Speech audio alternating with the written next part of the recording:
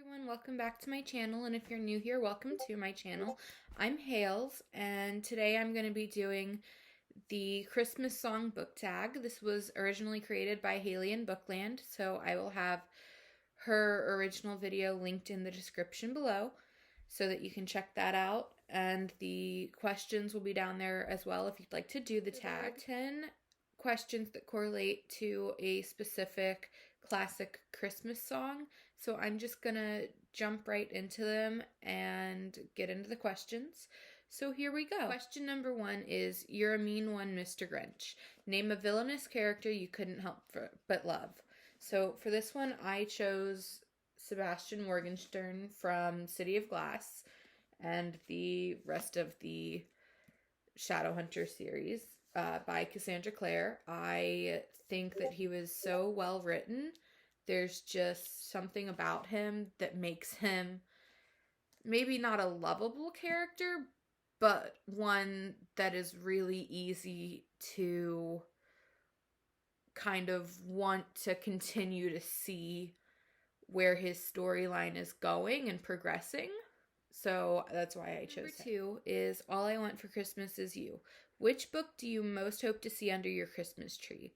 So for this one, I have 2. I would really like to see Ninth House or The Priory of the Orange Tree under the Christmas tree.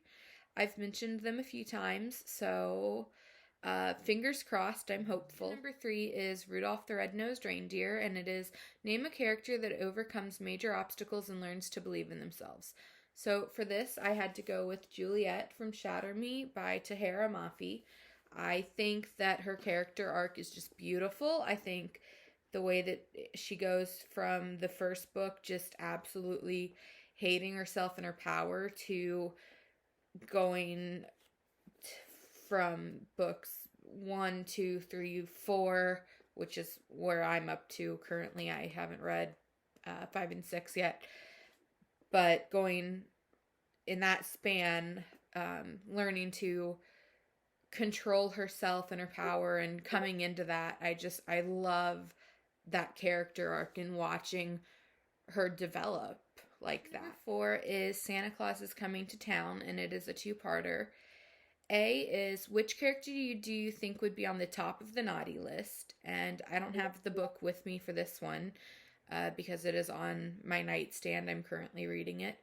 But I'm really mad at Hunt Athalar right now, so he would be at the top of the naughty list. I'm not happy with him at all.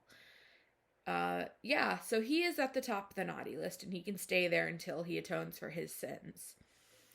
And we're just gonna put Bryce for character, or for question B, what character do you think would be at the top of the nice list? Because you know what? I think she deserves something nice, so she can go at the top of the nice list. And I'm very passionate about this because I just read the scenes, or the chapters where all the bad shit went down, and I'm not happy.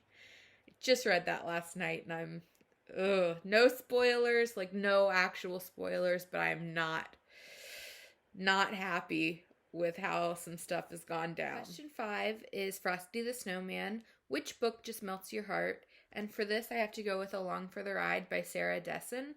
It is one of my all-time favorite books, and Auden and Eli's relationship just melts my heart. I think they are the cutest. I think this book is absolutely adorable. It is, like I said, one of my all-time favorites. There's just something about it that tugs on my heartstrings, and I just adore them so much. Question 6 is Feliz Navidad. Choose a book that takes place in a country other than your own. So I chose The Sweet Far Thing, which is the 3rd book in the Gemma Doyle trilogy. It takes place in England. It also takes place in a completely different realm at points. This is one of my favorite series of all time. There's something very wrong with it. It is, this poor book is all tore up. It has been very loved. But yeah, it takes place in England. I think there are scenes that take place in India with her mother when she was younger. So it takes place in various other places than my own country, although the last chapter does take place, I believe, in New York. So yeah, the sweet far thing, live a bray. Question 7 is, it's the most wonderful time of the year. Which holiday-themed book do you use to spread the Christmas joy? And I chose Let It Snow, which is John Green, Maureen Johnson, and Lauren Miracle. It is a Christmas-themed set of 3 short stories, but they're all holiday-centered. There is now a Netflix adaptation as well that was really good, but I typically read this around the holidays, and it gets me into that warm, fuzzy Christmas spirit. So that's my choice for that one. Question 8 is Sleigh Ride. Which fictional character would you choose to spend the holidays with? Doesn't have to be a love interest.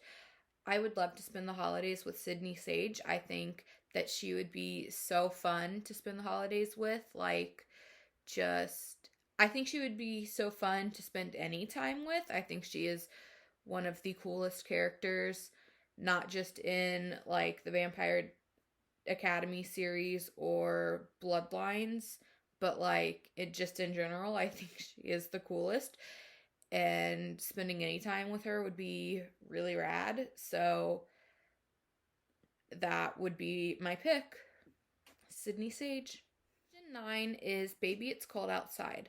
Which book that you didn't like would you sacrifice to a fire to warm yourself up in the cold? So I have a love-hate relationship with this book. It is The Name of the Star by Maureen Johnson. And going into it, I really, really liked it. I loved the concept, and I loved that it was like Jack the Ripper based, and then you get to the end and they're like figuring out what's going on, and I just hated it. It turned and they started figuring out who was actually like what was going on, and it just, I thought it was a Jack the Ripper mystery, and it was not, and it wasn't for me. There are like 3 more books, and I'm trying to read them, but they're just, like, it not being what I thought it was really kind of turned me off of them. So yeah, I would probably, out of all the books that I have, I would probably choose this one if I had to. And finally, question 10 is, do you hear what I hear? Which book do you think everyone should read? So I grabbed the closest one to me. It is The King of Crows. It is the 4th book in the Diviners series, but I think everyone should read the Diviners series. It has been one of my favorites for a long time. I love anything that Libba Bray does.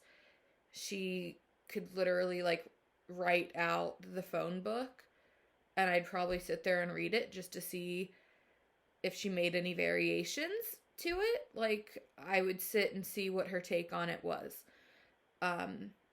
But I love this series, and I think that more people should get into it. So yeah, pick up the Diviners. It is a really good series, even though it's taking me forever to get through the last book. I don't know if it is because I think it's going kind of slow and I'm getting bored of the like circus aspect of it, or if I just really don't want it to end, because I kind of think I just really don't want it to end. So that's it for the video. Thank you so much for watching. Bye!